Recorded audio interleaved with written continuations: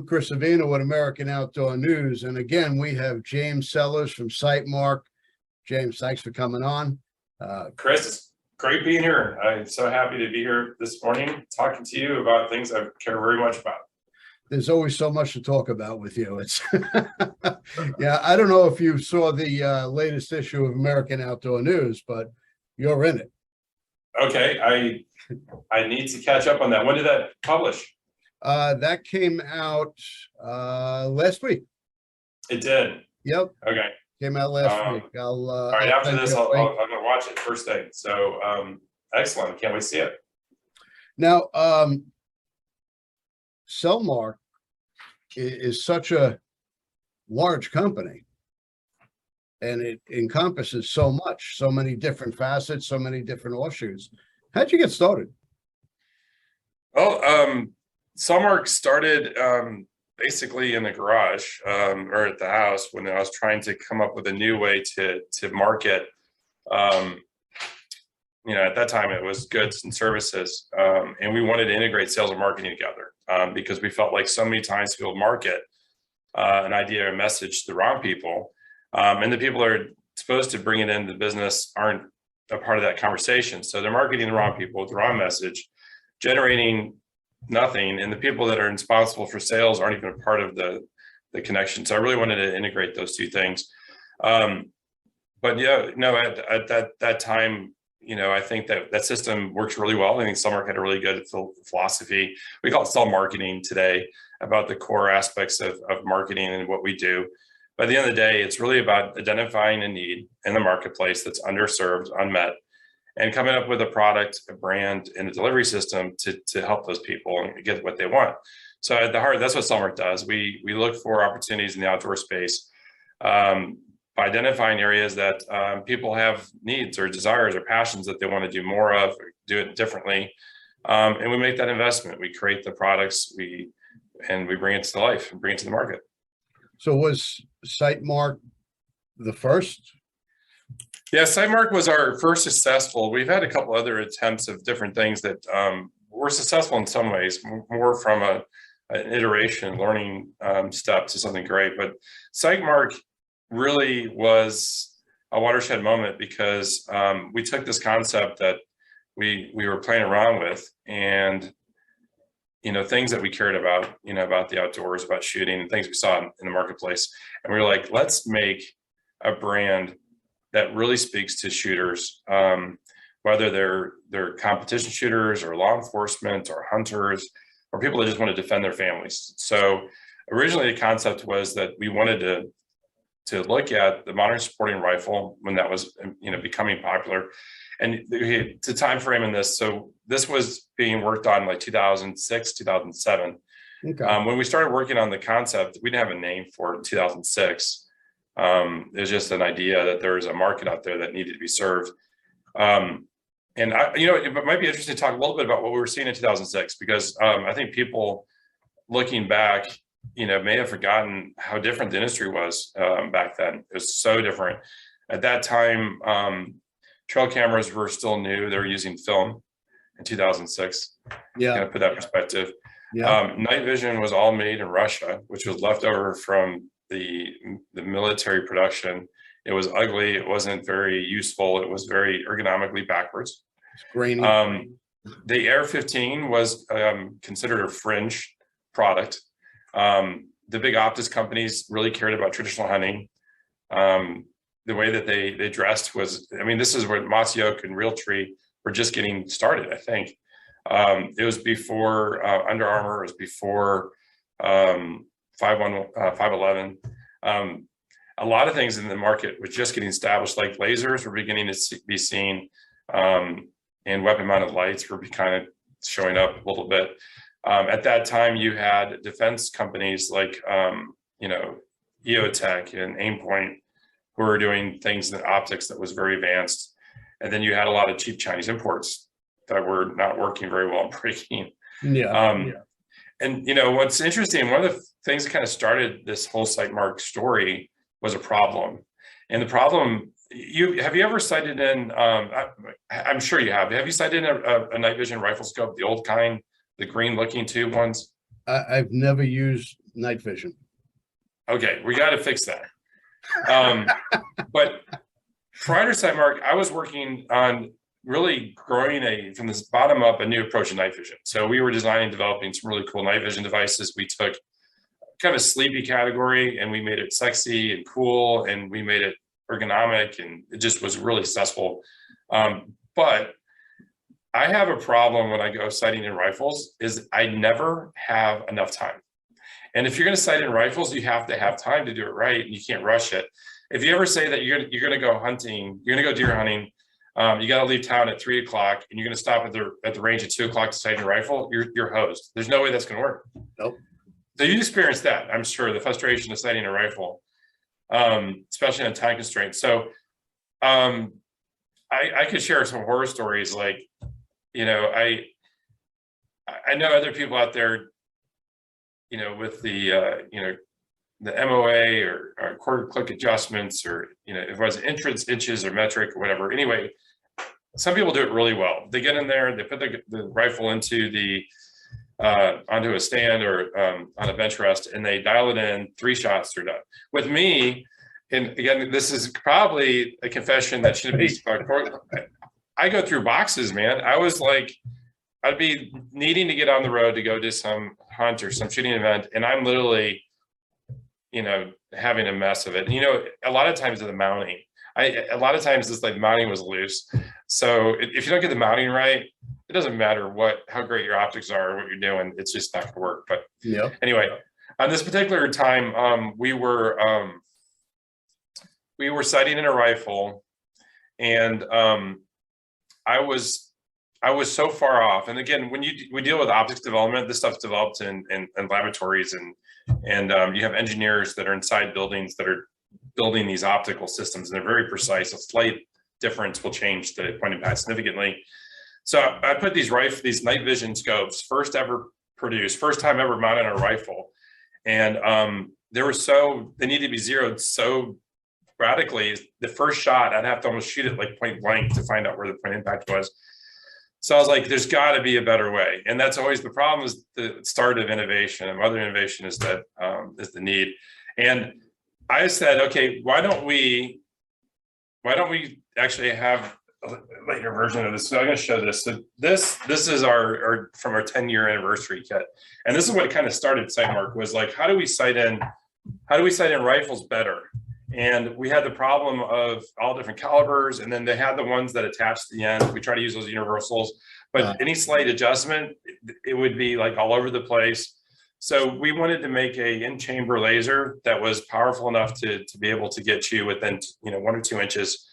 And there's a lot of challenges we had to overcome with this to get this on the market. But this actually was the first Sightmark product. We usually talk about red dots because that's kind of what we're known for. But bore sights are super useful tools, and honestly, the first Sightmark bore sight prototype was just such a time saver, and that took the frustration of sighting in the night vision scopes at the time that we're using. Yeah. So that was really Very neat. good idea. Yeah, so that was kind of a fun project, and became you know, very successful. And now you see our bore sights all over the country. And if you don't have a bore sight, you should get it. The in-chamber is definitely a good option. Later, we came out with a patent to fix the problem with the ones attached to the end of the bore. Yeah. We use a rare earth magnet that attaches it with a centering device, and it ended up working. It was super easy, and it was genius. It was a really great patent. That's redneck ingenuity. Yeah, we have some great engineers. So, all right, so we got 2 things for you, Chris. You got to go night hunting with us, and you got to sight in your rifle yourself, and then the old way, and then the new way. The old way was always an adventure. Yeah, it was. I'm like you. I would go through a couple of boxes just to get on target. Yeah, and then, you know, it's really sad is that you're sighting your gun in, and you have the first box blown, and you're in the second box, and you realize that's the last box you have. And then on the way to your deer stand, you got to go pick up another box, but you got to sight the gun in with what you got. Well, I got a brand new Zeiss scope that I've been wanting to mount on one of my guns, but I'm afraid to do it because I know it's going to be an adventure. All right, we'll have to send you a bore sight. So remind me at the end to send you what caliber you have. So that was kind of getting into 2007. When we decided to launch SiteMark, and this is a terrible confession too. In 2007, we knew we were going to debut this new optics company at SHOT Show. So as you know, SHOT Show is like you're going to be in the industry, you got to be there, and that's a chance to unveil the biggest brands, the newest tech. I don't think we had. I think we're getting ready for the SHOT Show. We called everybody in a conference room. So we have these ideas, bore sights, and we had ideas for red dots and riflescopes. And we told everybody, so we need a name for them. I gotta hear some of these. Yeah, so it's funny because we're sitting around the table and we're like, okay, we need to come up with a name. We're not leaving this room until we come up with a name. And funny thing is, on our alternative list, there's a couple names that now are trademarks in the industry that we didn't use, and they're very successful. So, which is interesting. But we wanted something that was synonymous with precision and accuracy. So we went through all these different iterations and we wrote them on the board, and one by one we researched them, see if they're being used, if the URL was available. And I think on the list, SiteMark was like 4th or 5th on the list of names that we liked. And it was available. No one's using it, and the URL is available. So we jumped on SiteMark, and I'm glad we did, because it's a great brand. When was the first time that you came across SiteMark? It was at SHOT Show. Remember the year? Oh God, 2005-ish, somewhere around there. Okay. I had started, it's actually a funny story. I had started a website. It was a social network for hunters called See Me Hunt. And I got it all up and running, and I'm trying to get followers and whatnot. And I'm like, all right, now I got to get advertisers. I had no traffic. I had no analytics. I had nothing. So I'm calling companies, and finally this one guy is like, well, how many followers you got? I'm like, what do you mean? So he's like, well, if you're really serious about this, you're gonna have to go to SHOT Show. He's like, you going to SHOT Show? I'm like, yeah, I'm going to SHOT Show, of course. I had no idea what SHOT Show was. So I hang up and I Google it, and I'm like, okay, I gotta go. And I've been going ever since I guess 2005-ish. Yeah, 2005 would have been pre-SiteMark, but you probably saw some of the night vision we were working on at the time. So yeah, so the funny thing is 2007, we go to SHOT Show, and it sounds terrible. So we just came out with a name. So as you can imagine, we didn't have good branding. We had, I don't think the logo, I could be wrong, but I don't think we had a logo in the booth. We had a logo on products. And the funny thing about the products at SHOT Show in 2007 is that everything was just like now. You had supply issues, and getting things in and out of Vegas was a nightmare. So I think the first day of the show, like an hour, maybe like at opening, our key new products showed up. We didn't even have them when when the show started. Our new products that we want to debut weren't in the booth yet. I think engineers were bringing them, and anyway, we end up by the end of the second day of the show, we had all our new products on display, with our logo and everything, and we took orders for it. And that was an extremely important show. We had such a good response. There was we bet the farm, as you will, on the idea that AR-15 was going to be the dominant platform, and that we felt like optics companies should embrace that. And again, it's so crazy. In 2006 and 2007, they were afraid of the AR-15. They didn't like black guns. They thought it was scary. Yeah, I was just going to ask you, what made you look so far ahead? Because back then the AR was like, it was like a no-no. It was like, what do you want to hunt with that for? Yeah, I think there's always this, honestly, throughout history, you send young men off to war, and these young men come from the farms and countryside, the best. I know there's a lot of great New Jersey folks, city folks that have been major contributors to the American military success. So I should be careful in that. In the earlier days, let's not confuse things. I'm from New York. You're from New York. Jersey's a whole other country. New Jersey, New York, definitely different states. But there are, there's I think that a lot of let's face it, a lot of the most successful fighting people get out and they're out in the countryside, they hunt, they fish, they shoot. Not saying that people from New York City, but you're not from New York City, you're from upstate. No, I'm Long Island. Oh, you're on Long Island. That's right. You're on Long Island. That's right. But we have a lot of hunting here on Long Island. You have hunting on Long Island. You're not in the city. You're further east than that. But anyway, so I think what happens is that when young men go to war and they see these tools that the scientists developed, to protect ourselves and engage in defending our freedoms and protecting people around the world, when they come home, they're not happy with whatever the previous thing that they were using was. That bolt action is just not going to cut anymore. So, Yep. After the engagements in the Middle East, Afghanistan, Iraq, our soldiers came back and they've been using, even Vietnam, they're using the M16. So for a long time, they've been using these products, and we had the assault weapons ban in '86 that kind of took them off the market. So when that expired, I think two things happened. You had all these soldiers coming home from these overseas actions, coupled with an opportunity to own them privately. And it just seemed obvious to me. I had the opportunity. I always, as a kid, I used to read all the magazines and I'd see all the small arms. And I was the engineering and the ingenuity that went into firearms was extraordinary and fascinating. So I just felt like time marches on. New technologies that, once were only used by militaries ended up becoming what's used by everybody. So to me, it was inevitable. It just a matter of when. And man, the first time I shot an AR-15, I was hooked. That thing is so much fun. It is. It is. It is awesome. And the things you can do with it, one of the things that struck me originally, I don't know if you remember, but they didn't put the rails all over it originally. In 2006, 2007, some of them had handles on the things, like the M16. Right. The M16, yeah. You had like hell mounting stuff in the beginning. And anyway, so once they put quad rails on it and rails across the top, and you're like, man, you can do anything with this. You can put lights on it, lasers, night vision, red dots, rifle scopes, all this cool stuff. So I was like, this is it. This is the platform that is going to keep the future generations interested and engaged, not hunting and shooting. So to me, it was obvious.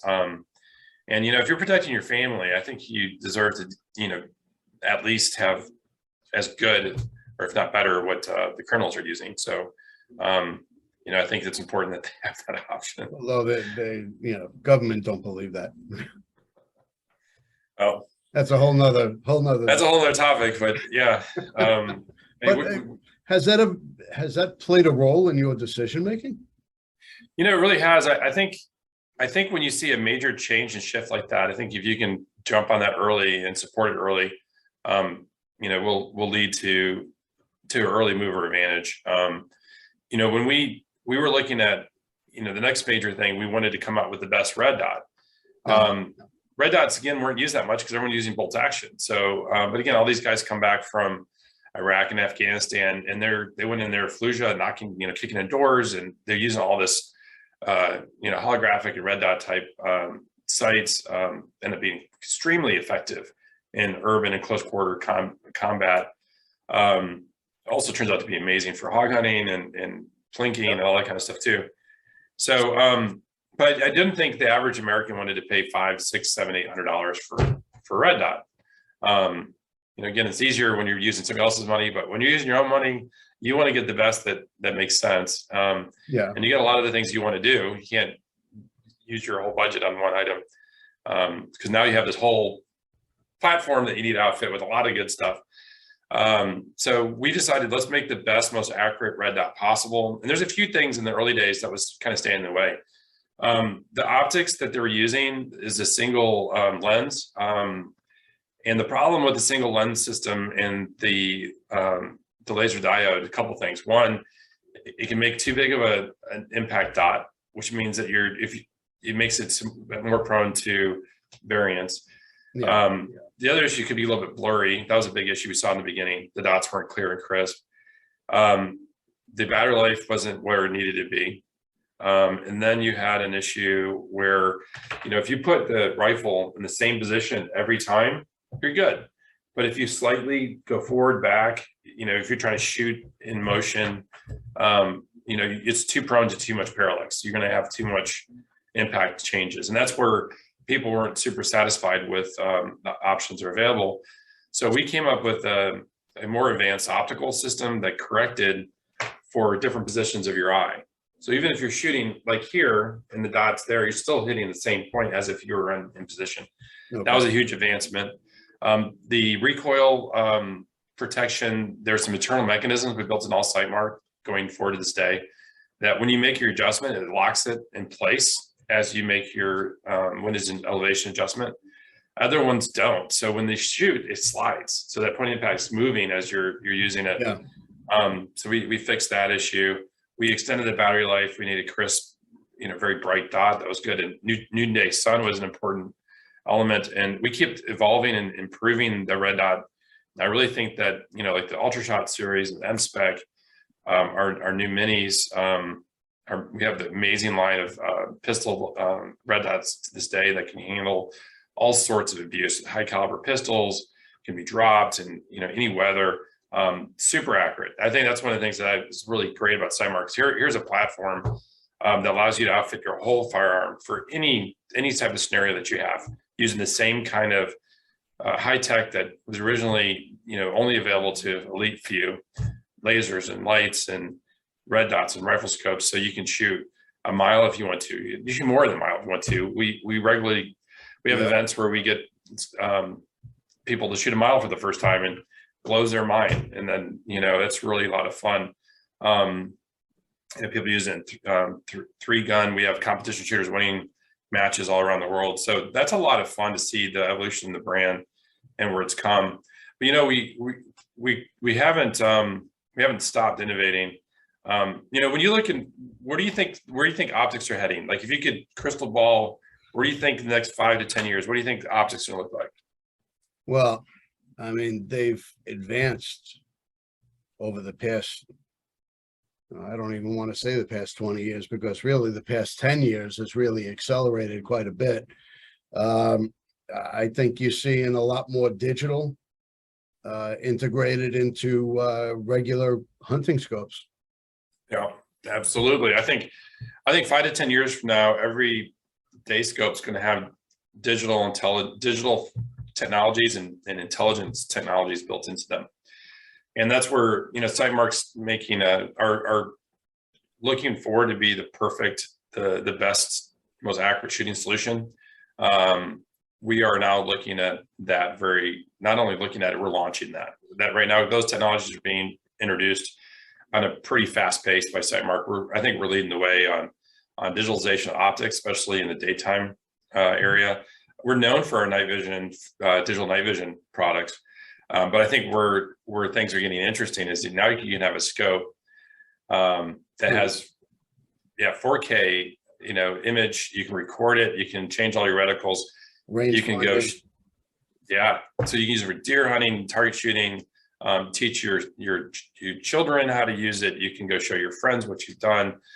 You can improve your finger control and your breathing and techniques. You can really dial in all those aspects. So it's pretty powerful stuff. You're already seeing rangefinders integrated into binoculars. Yep. You're going to see that integrated into the scopes, and it takes away all the technical, 2 clicks this way, allow for windage. It'll just dial in by itself. It's true. I think that having those type of technologies are doing a couple of things. One, it does make it more accessible to a wide range of people. They can get proficient more quickly. And the thing is, with the time constraints now and the average person, they don't have the same amount of time to live the weeks and months outdoors and do that. Unfortunately, I wish they could. But now they're able to maintain a certain level of proficiency when they go in the field, which makes them safer, which is really important. And helps them make sure that they're engaging, safely, and that they're more aware of what's happening around them. And I think that creates more, like if you're hunting, that creates a more humane shot. You're going to have less trouble with recovery. And you're just going to have more satisfied, happy consumers, which will keep bringing them back outdoors. So I think that's really wonderful side effect of kind of the digital revolution that Sightmark's going on, that we're making it more approachable. People will be more successful by being more accurate. they'll have better experiences, and if they're hunting, they'll have more recoveries and clean, ethical shots, which is what we want.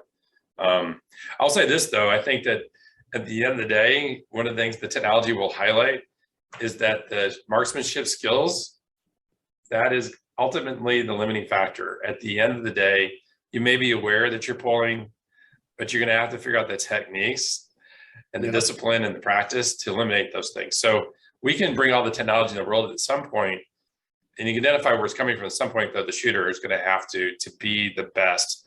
They still have to put the practice in, and there's no way, unless we put the rifles on robots and take the humans out of the equation, which I'm not advocating, but the human factor is always going to be important. So when we design products, it's really designed to make people the best at but they have to practice and they have to learn. Getting out in the outdoors and just getting the feel of a firearm. It definitely plays a role in being able to hit your target. But some of the technology today, at range day, I was hitting targets at 800 yards with some of the technology available. I'm in New York. We don't have opportunities to shoot long range. If I take a 75-yard shot, that's a long shot for me. Oh, wow. Yeah. I don't have long range opportunities. I went to Africa. The guy set me up at 400 yards. I looked at him like he was crazy. Yeah. But how satisfying is that to get good equipment and I used to, before the opposite company, my father and my great uncle, they were all advocates of using iron sights. Actually, when I was a kid, my dad was anti using optics at all. He's like, you can do everything you need to do with the iron sights, which is fine. But that meant that I'm shooting at like 100 yards was kind of like my max with iron sights. I could hit a target, a reasonably sized target at 100 yards. Man, when you get behind our glass on our rifle scopes, it is amazing. And it's like, first I was like, well, 300 is going to be a tough shot, and bam, center shot, first one off. I was like, wow. And then that at 100 yards, that the drop of the ballistic's going to change it by so many inches or whatever, and you dial it in, you take the shot, and you hit again. It's amazing when you're working with good equipment and a little bit about ballistics and how to adjust for elevation. It's not that difficult to take that a good tight grouping that you did 100 yards and hit a mile. Granted, if you have like windy conditions and you have some challenges with like heat coming off the ground and things like that you're going to have some variability that you just can't control. But it is so impressive just when you get the right technology behind a skilled person that has the patience and training. It's amazing what you can do. Well, I agree with your dad and your grandfather where you should learn shooting iron sights before you advance into scopes and digital technology and whatnot. Get the basics down with the iron sights. Learn the firearm, learn the basics, how to handle it, the safety and whatnot involved. And then when you put on a scope, it's like, oh my God. Yes, that is true. It's like if you get bad habits, taking shortcuts and stuff, usually you hit a brick wall and you can't progress further. I agree. That's how. But I can't go back to iron sights. I just can't do it. I always keep under-over mounts. So in the event that I choose to use the iron sights, I know it's always there. Yeah, that's good. So it's interesting. There's a couple things that in Sightmark that are kind of worth talking about, I think. We alluded to some of the new products and things that are coming with the digitalization and new technologies being brought into the platform. But we launched a product a couple of years ago, which revolutionized night hunting, which was the Digital Wraith. And to this day, it's one of the best performing digital scopes ever. It is the best. Well, it is one of the best digital scopes. And it's a great option for a lot of folks still. And it was the best until we came out with a couple of new options. But one of the things that we had, a couple of requests or things that people are looking for, there's always kind of this same thing with your TV. They're always chasing higher resolution, higher def. Yeah. So we've taken the HD and we moved to 4K. And the 4K experience just adds that level of clarity, makes the image that much crisper, and then recording better. So it's really an amazing piece. And again, it started as a night vision device primarily, but now I think that it's an all-time, it's full color during the day, great resolution. You can record, you can change reticles, all those good things. And then we had the latest kind of iteration. A couple things happened. People wanted a more compact, lighter weight option. So we took the same power and all the features and all the functionality, and we put it to it went to a very small compact scope, and it's an amazing game changer.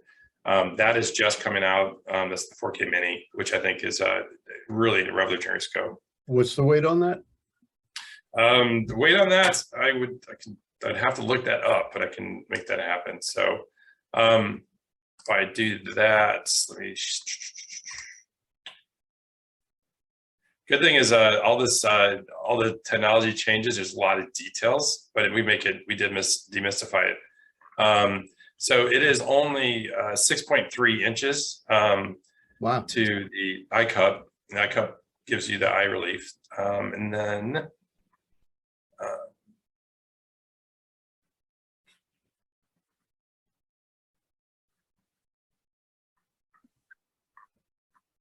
how have the advancements been in the lenses itself? There is some important aspects of lenses and lens development. I would say that the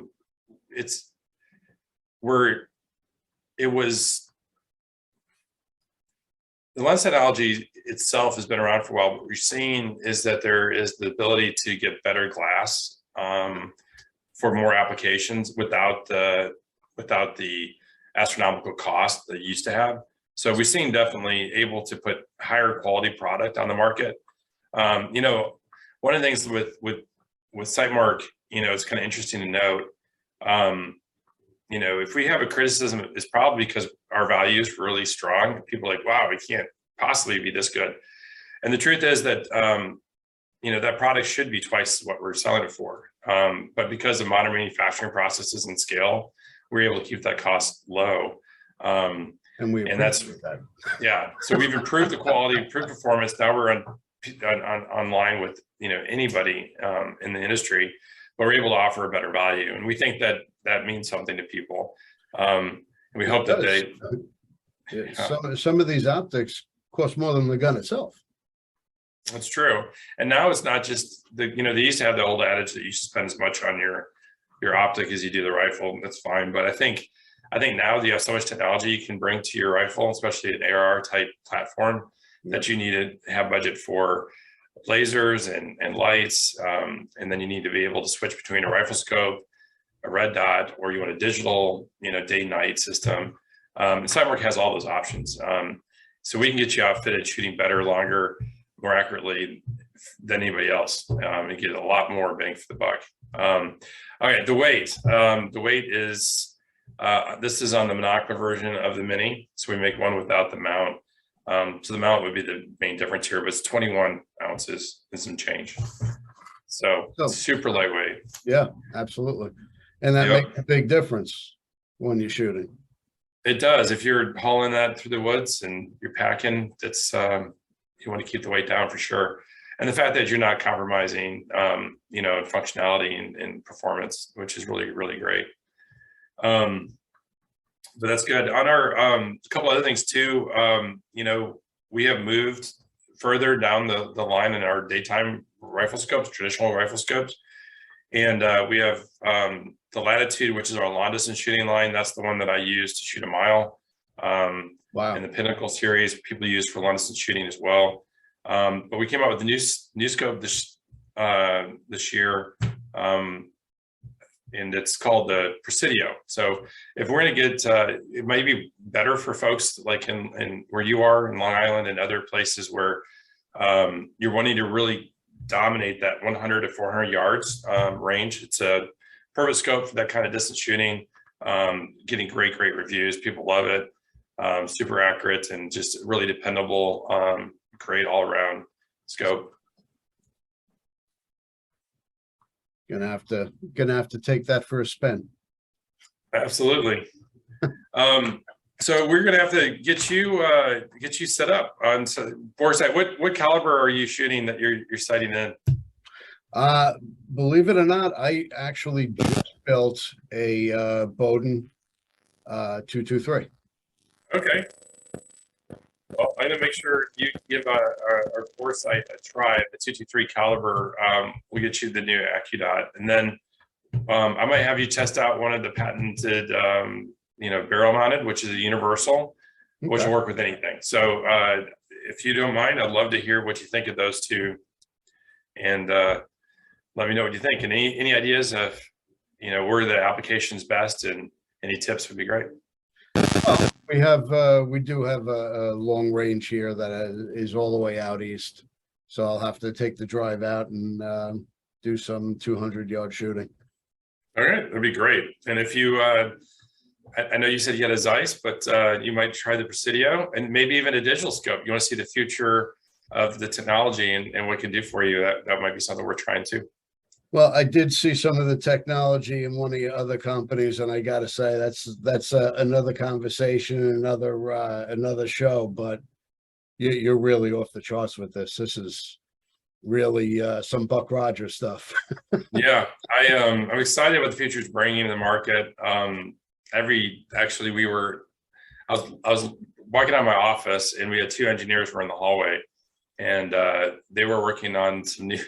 I can't even tell you what it is because it's brand new stuff. It's all patentable, but they were working on something in the hallway, and they needed a long distance to go use the thing. And it just reminded me how cool it is to work in an industry with such good people. And then you're bringing products that make people's lives better, create those great experiences. And it's just great to work with a group of people that are dedicated the same. I mean, we have so many talented people here in the United States working to create, great brands, great products for the market. And then new stuff's always being developed. And we're not going anywhere. That's the thing with the company. Sightmark is dedicated to fueling that passion indefinitely. And our company, one of the things I'll say a little bit about the company, we're based in Mansfield, Texas. We're good folks, good people, and we're dedicated in sticking it out for the consumer, for the market and industry. Unlike a lot of other companies, we're not owned by an investment company. We're not a part of a conglomerate. We're not a company that's been funded by the government or anything like that. We are independents, bootstrap guys that, work hard. We try to do the best we can, and we're not going to quit. That's what we're about. Well, this is more than a business for you. You can, anybody that speaks to you about, what you do is more of a passion. It's more of part of your lifestyle than anything else. Yeah, and I think you're the same way. I mean, we share so much of that, and we get up in the morning wanting to preserve our way of life and things that matter to us. And we talk about what's the future look like, and I can tell you the future is to keep these guys innovating and creating. I'd like to see the company stay independently owned. I'd like to stay employee, family owned indefinitely. I don't care about like so many people are just in it for the money. That's not what drives us. We want to use resources, and people and money is important. Absolutely, you can't do anything without it. But we want to put that back into, even more products, even more ideas. And we know that we have I guess I would say we're blessed that we get to do what we do every day. We're part of so many people's journeys and experiences, and that means the world to me. So to think of it, I know at some point I have to hang up the hat and somebody else will take over, but I love what we do, and I think it gives me great satisfaction to hear people come up to us and tell us how much they like Sightmark, like the brand. Sometimes I go through the airport, and at TSA, I'll have a TSA agent stop me and say, they see a ball cap or whatever, and they're like, you know Sightmark? And I was like, yeah, I actually know Sightmark. I said, have you used the new Wraith or new Ultrashot or something? I'm like, yeah, I may have seen that.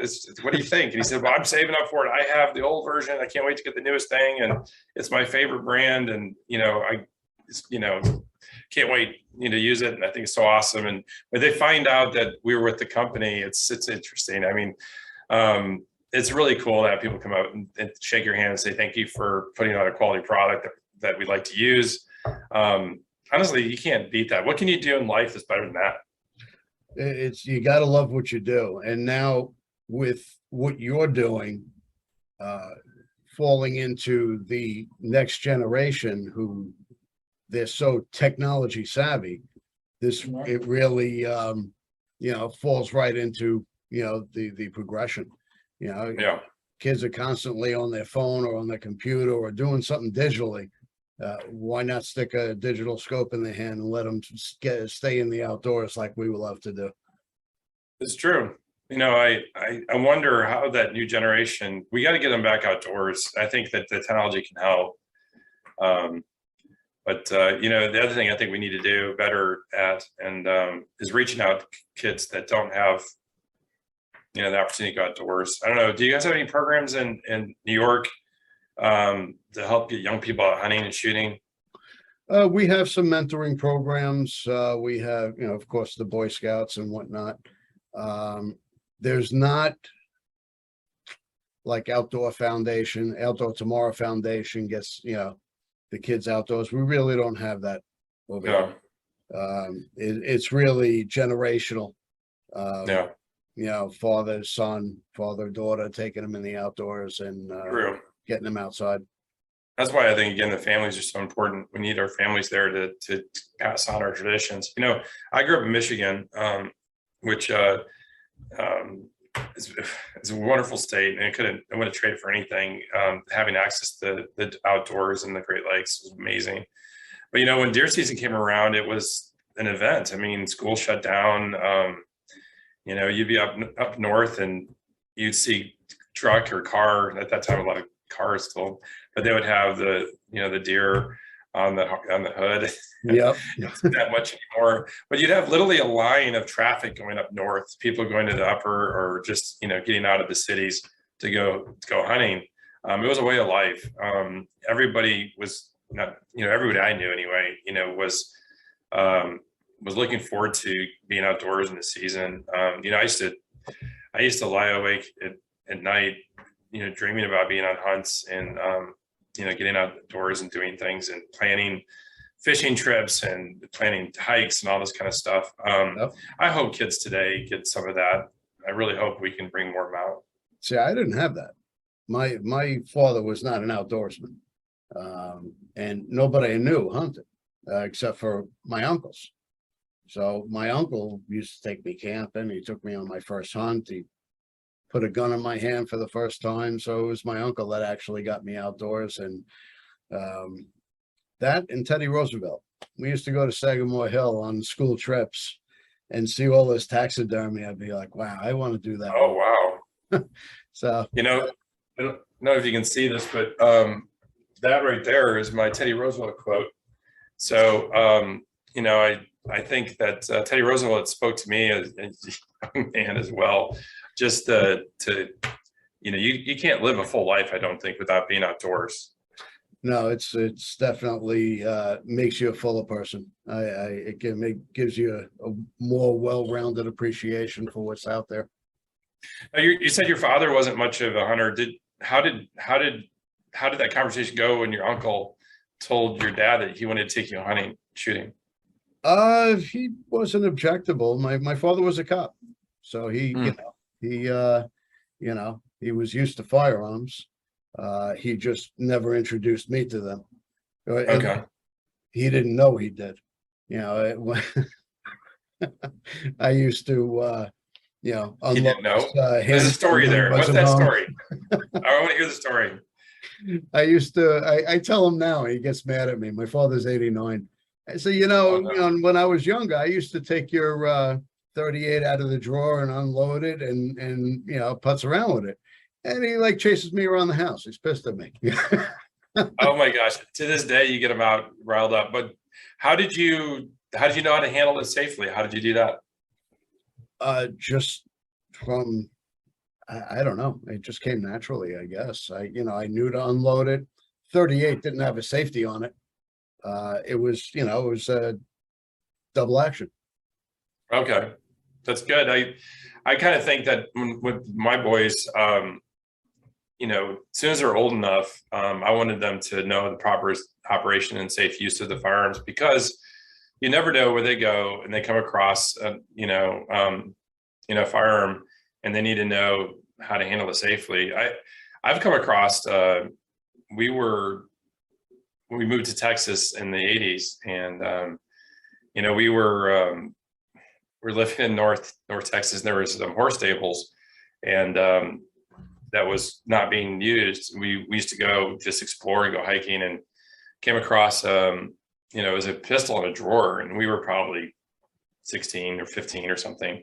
We left it there, but I wonder, like if some kid that grew up in a household that didn't know how to handle firearms and stuff, all they see is those video games and movies. Yeah. That's a formula for disaster. So, we got to teach the kids safety and expect this unsecured firearm as much as we try not to do that. Now, as a police officer, you have to have that. That's his tool of his trade. Well, I used to watch him, clean it and unload it, and he would teach me, safely how to whatever. So I knew enough. That's good. I think that's awesome. So your uncle, what was your first exposure? What do you do to get you comfortable? Well, we went out. He used to take us camping all the time, and he would have his 30-30, and we'd plink around with it and do some target shooting. And then as I got older, he was taking my cousin hunting, and I'm like, wait a minute, I want to go.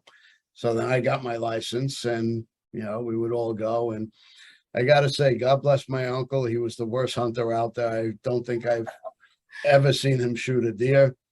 But the whole package of hunting, being out with your friends and family, enjoying camp after coming in from being in the field, and he made the whole experience enjoyable. That's great. Still to this day, that's a big part of it, being in hunting camp. I think that's good. I think I went to visit my grandfather. Actually, it was in California. He lived in California at the time, San Ynez, which is where at the time Reagan had his ranch.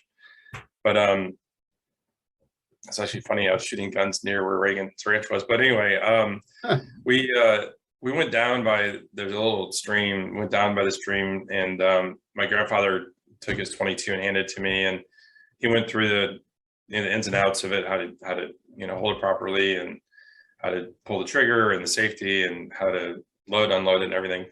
And I don't know the exact age of that, but I was probably, I think like 6 or 7, the first time that I started shooting. I think with a couple things that he did, it was really nice. One, he made it a moment, with where he connected with him. My dad was there as well. And he told me about the importance that he said that everybody has to have a fundamental respect for the firearm, and in order to handle a firearm, everyone should handle the firearm safely. You have to understand its operation. So he broke it down, and then he made it like, I don't know how to explain it, but it's almost like by giving me the firearm, he was bringing me into our culture. Mm-hmm. And said that you are now on the path to becoming a man, and I trust you with this tool that improperly used could be dangerous, but I trust you. And this tool could be used for, defense, or put food on the table, or just for fun, if, used correctly. And it just was a very profound moment. And then the satisfaction of, I can't remember if it hit the first or second, doesn't really matter. But once I realized that I could do it, as a young man, that was such a confidence builder. And it really was a game changer. It's literally a rite of passage. And at that moment, I was hooked. I was inseparable. My dad ended up giving me access to his 22, which came from his uncle, by the way, which I'm pretty sure taught my dad how to shoot, my great uncle. And I used to keep that 22, and we had a loft, a cabin up north in Michigan. I used to keep that 22 by my bed, and if it wasn't every day, it felt like every day. I would grab that rifle and I'd go down to my dad and said, "Dad, I want to go shoot." And I'd go to the junkyard, shoot cans and bottles, and if I was lucky enough to see a rat, I'd shoot that too. And he would give me a box of 22s and give me the bolt, and then I'd put put the bolts in, put the bullets in my pocket, and I'd go out, walk in the woods, and shooting bottles and cans. So That's it was a lot of fun. when bullets were affordable.